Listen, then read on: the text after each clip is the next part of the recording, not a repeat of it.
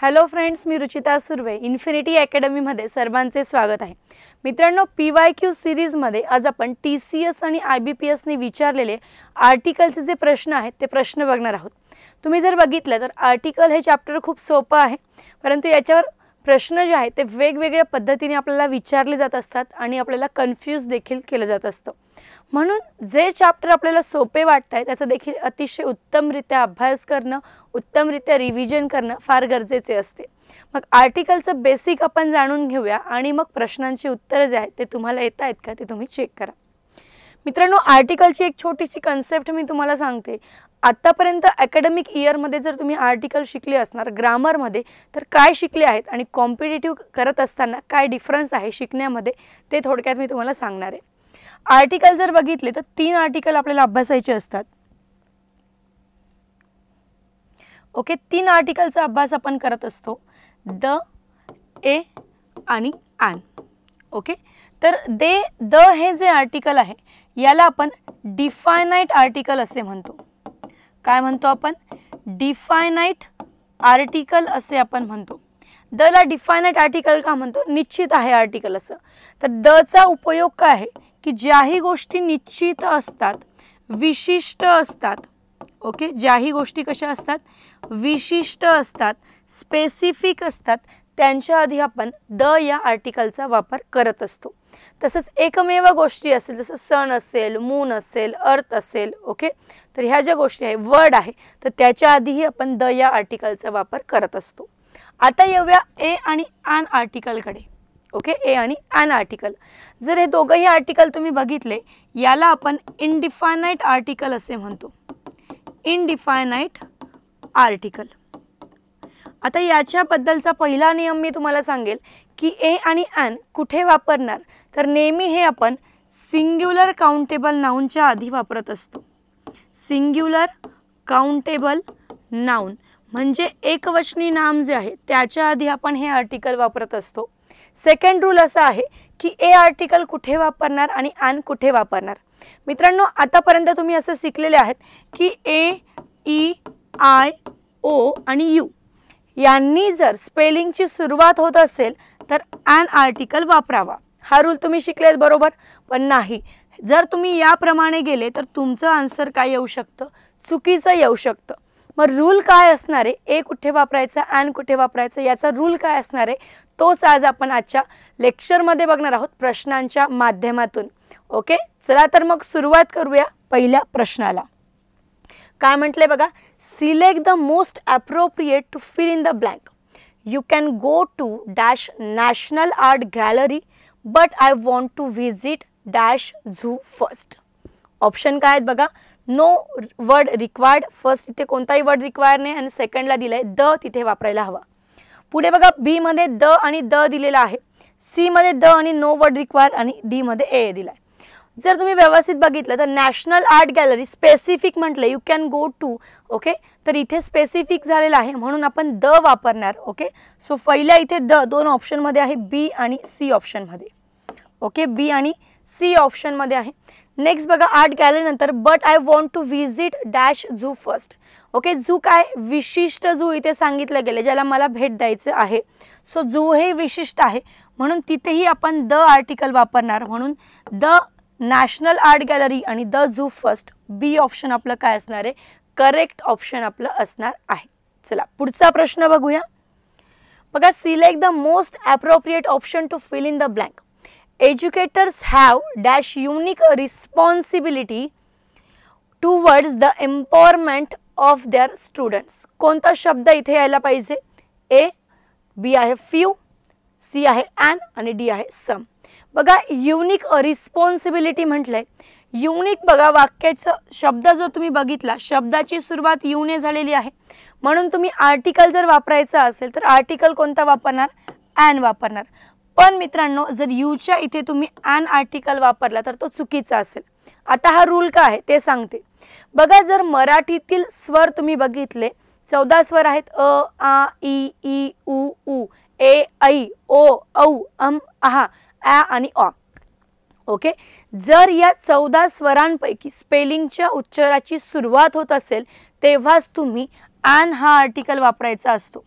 आणि स्पेलिंगच्या उच्चाराची सुरुवात जर मराठीतील व्यंजनाने होत असेल, बघा स्पेलिंगच्या अक्षराची नाही म्हणते मी, उच्चार म्हणते, प्रोनाउन्सिएशन म्हणत आहे, म्हणून प्रोनाउन्सिएशन वरून ठरवणार तुम्ही की इथे ए आर्टिकल वापरायचा की ॲन. जर युनिक शब्द बघितला तर यूने उच्चाराची सुरुवात होते, म्हणजेच हा यू मराठीतील काय आहे, व्यंजन आहे, तर इथे तुम्ही ॲन आर्टिकल वापरू शकणार नाही. कोणते आर्टिकल वापरावे लागेल, ए. सो अ युनिक रिस्पॉन्सिबिलिटी तुम्ही म्हणणार. ओके, म्हणून ए ऑप्शन आपले काय असणार आहे, करेक्ट ऑप्शन असणार आहे. पुढचा प्रश्न बघूया विद्यार्थी मित्रांनो. Select the most appropriate option to fill in the blank and mark a grammatical correct sentence. It was dash honour of Seema to be selected as a teacher trainer. A option काय आहे बघा, द. बी आहे no article, C आहे an आणि D आहे A. जर तुम्ही honour हा शब्द बघितला तर ह ने उच्चार नाही होते, ऑनर ओ ने उच्चार होते आणि ओ हा काय आहे, स्वर आहे, म्हणून आर्टिकल तुम्ही काय वापरणार, ॲन ऑनर. जरी उच्चार जर स्पेलिंग इथे एच असेल तरी आपण ऑनर म्हणतो, म्हणून ॲन ने इथे आपण ॲन हे आर्टिकल वापरणार. ओके, सो ऑप्शन सी इथे आपलं करेक्ट असणार आहे. पुढचा प्रश्न बघूया विद्यार्थी मित्रांनो. तर रूल तुम्हाला समजत असतील. परत इथे म्हटले बघा, Anand Kumar is dash unique teacher. A unique teacher की ॲन युनिक टीचर, ओके, की द युनिक टीचर. बघा युनिक टीचर म्हटलंय म्हणजे टीचरला स्पेसिफाय केलं गेलंय का, नाही. टीचर हे सिंग्युलर काउंटेबल नाउन आहे. ओके, इथे युनिक काय म्हणून आलाय तर ॲडजेक्टिव्ह म्हणून आलाय. नाउन जे तुम्ही वापरणार, सॉरी आर्टिकल जे तुम्ही वापरणार, तर आर्टिकल हे टीचरसाठीच वापरणार. नाउन हे कशासाठी येत असतं, तर नाउन हे एखादं आपण म्हणतो असतो की कोणत्याही व्यक्तीचं नाव असेल, कोणत्याही वस्तूचं नाव असेल, त्याला नाउन आपण म्हणतो. नामाबद्दल माहिती देणारा शब्द ॲडजेक्टिव्ह असतो.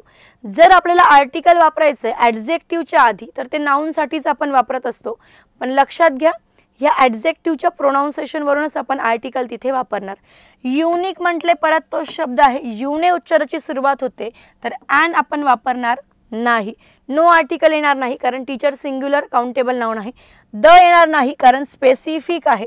मग ए आर्टिकल आपण तिथे वापरणार, अ युनिक टीचर, म्हणून डी ऑप्शन काय असणार आहे, करेक्ट ऑप्शन असणार आहे.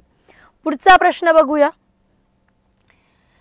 London is dash European city. European आलेला आहे बघा, परत सिंग्युलर काउंटेबल नाउन म्हणून ए किंवा ॲन आर्टिकल इथे येऊ शकते. स्पेसिफिक केलं गेलं नाहीये, द आर्टिकल नाही येणार, बी ही नाही येणार, नो आर्टिकल देखील येणार नाही. सिंग्युलर काउंटेबल नाउन आपल्याला दिसते बघा. मग ए आणि ॲन पैकी काय येणार, युरोपियन कंट्री आपण म्हणतो, यूने उच्चाराची सुरुवात होते म्हणून ॲन आर्टिकल येणार नाही. ॲन आर्टिकल केव्हा येणार, जेव्हा उच्चाराची सुरुवात अ आ ई ई उ उ ए ऐ, त्यानंतर ओ औ आहा, त्यानंतर ॲ आणि ऑने होणार, तेव्हाच आपण ॲन आर्टिकल वापरणार. इथे यूने होते म्हणून कोणतं आर्टिकल वापरणार, ए आर्टिकल वापरणार. मित्रांनो, फक्त प्रश्नाचं उत्तर जाणून घेणं महत्त्वाचं नाही आहे, तर त्यामागची कन्सेप्ट समजून घेणं देखील महत्त्वाचं आहे, जेणेकरून यानंतर जेव्हाही आपण अशा प्रकारचे प्रश्न बघू, जर आपल्याला कन्सेप्ट समजलेली असेल तेव्हाच ते प्रश्न आपल्याला सॉल्व करता येतील. म्हणून अगदी व्यवस्थितरित्या ओके, जी कन्सेप्ट असेल, आर्टिकल असो किंवा इतर कोणताही टॉपिक असो, त्याची कन्सेप्ट समजून घेणं फार महत्त्वाचे असते. पुढचा प्रश्न बघा. Select the most appropriate word to fill in the blank.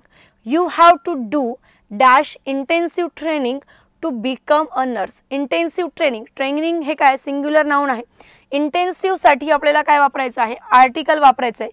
Specific केलं गेलं आहे का, नाही. कोणत्या स्पेसिफिक ट्रेनिंगबद्दल सांगितलं आहे का, नाही. वन इंटेन्सिव्ह पण आपण वापरणार नाही. मग ए वापरायचा की ॲन. जर तुम्ही बघितला इंटेन्सिव्ह ईने उच्चाराची सुरुवात होते म्हणून आर्टिकल ए आपण इथे वापरणार नाही, तर आर्टिकल ॲन वापरणार. ॲन इंटेन्सिव्ह ट्रेनिंग, कारण उच्चाराची सुरुवात ही स्वराने होत आहे. ओके, उच्चाराची सुरुवात कशाने होते, स्वराने होते. प्रोनाउन्सिएशनची सुरुवात स्वराने होते म्हणून आपण इथे ॲन आर्टिकल वापरणार. पुढे बघा. The following sentence has been divided into parts, one of them contains an error. एररचा क्वेश्चन आर्टिकलवर आलेला आहे बघा. Select the part that contains the error, the given option. बघा, the sea has become and cheap dumping ground for all kinds of waste products. बघा तुम्हाला एक गोष्ट मी प्रत्येक व्हिडिओमध्ये सांगते की जेवढा क्वेश्चन मोठा, जेवढा क्वेश्चन लेंदी, तेवढं त्याचा आन्सर शोधणं सोपं असतं. आर्टिकलच्या बेसिसवर जर तुम्ही एरर चेक करत गेले तर आर्टिकल इथे वापरलेला आहे ॲन आणि शब्द काय दिलाय चीप. उच्चाराचं स्पेलिंगची सुरुवात, ओके, स्पेलिंगच्या उच्चाराची सुरुवात च ने होते. च हा व्यंजन आहे म्हणून इथे आर्टिकल वापरणार नाही. लहान मुलगाही सांगेल अँड आर्टिकल काय असणार आहे इथे चुकीचा असणार आहे, ए आर्टिकल हवा होता म्हणून एरर आपल्याला मिळतो.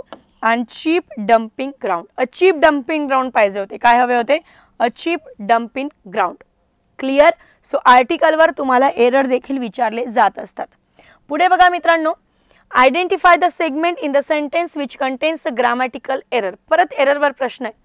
Although this is a narrowest street many large trucks can enter it. आता हा नियम काय आहे मित्रांनो? हा नियम असा आहे की जेव्हा तुम्हाला सुपरलेटिव्ह डिग्रीचे ॲडजेक्टिव्ह दिसतील, ओके, सुपरलेटिव्ह डिग्रीचा ॲडजेक्टिव्ह असेल तर याच्यासाठी आपण काय वापरत असतो? तर याच्या आधी आपण द या आर्टिकलचा वापर करतो. जेव्हाही सुपरलेटिव्ह डिग्रीचे ॲडजेक्टिव्ह येतील तर तिथे आपण काय वापरत असतो? द हे आर्टिकल वापरत असतो. नॅरोएस्ट स्ट्रीट म्हटलेला आहे, ओके, हा सुपरलेटिव्ह डिग्रीचा ॲडजेक्टिव्ह आहे पण याच्या अगोदर ए वापरला आहे म्हणजे एरर इथे आहे.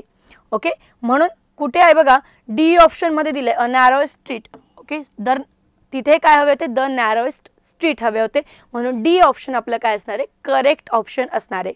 सो ही गोष्टही तुमचा हा रूलही तुमच्या लक्षात असला पाहिजे की सुपरलेटिव्ह डिग्रीच्या ॲडजेक्टिव्ह पूर्वी आपण द हे आर्टिकल वापरत असतो. चला पुढचा प्रश्न बघूया. बघा, identify the segment in the sentence which contains a grammatical error. परत एररवर प्रश्न आपल्याला विचारलाय. Do you mind lending me your book for a hour. बघा हे जे तुम्ही हर वाचतात ना, हवर वाचत असतात बरेच विद्यार्थी, प्रोनाउन्सिएशन हवर करत असतात, त्याचं प्रोनाउन्सिएशन आहे आर. Okay, R. सो इथे जो उच्चार आहे तर आ होत असतो. ओके, तर इथे लक्षात घ्या हे एक स्वर आहे. ओके, काय आहे? स्वर आहे आणि स्वराने जर उच्चाराची सुरुवात होत असेल तर आपण ए आर्टिकल वापरत नाही तर काय वापरणार? ॲन आर वापरणार. काय असेल तिथे? ॲन असणार आहे म्हणून ॲन अर पाहिजे होते तिथे. तिथे फॉर अ अर हे काय असणार आहे? चुकीचे असणार आहे. आर्टिकल ए इथे आपल्याला एरर मिळतोय. पुढचा प्रश्न बघा मित्रांनो, identify the segment in the sentence which contains the grammatical error. A earth moves round the sun. Okay, कुठे एरर आहे? एक गोष्ट लक्षात घ्या, रूल काय सांगितला की ज्या एकमेव गोष्टी आहेत त्याच्या आधी आपण आर्टिकल द चा वापर करत असतो. जसं की सन असेल, ओके, मून असेल, अर्थ असेल, वर्ल्ड असेल, तर याच्या आधी आपण काय वापरत असतो? The article. पण बघा इथे अर्थ दिलेला आहे आणि अर्थच्या आधी ए आर्टिकल दिलाय. तिथे ए आर्टिकल नको होता, द आर्टिकल होता. जसा सनच्या आधी आपण द आर्टिकल वापरलेला आहे त्याचप्रमाणे अर्थच्या आधी आपण काय वापरणार? द हाच आर्टिकल वापरणार. सो सी ऑप्शन करेक्ट आहे. सी मध्ये काय आहे? एरर आहे. द अर्थ तिथे हवे होते अर्थच्या ऐवजी. तर मित्रांनो हे आज 10 प्रश्न बघितले आर्टिकलवर.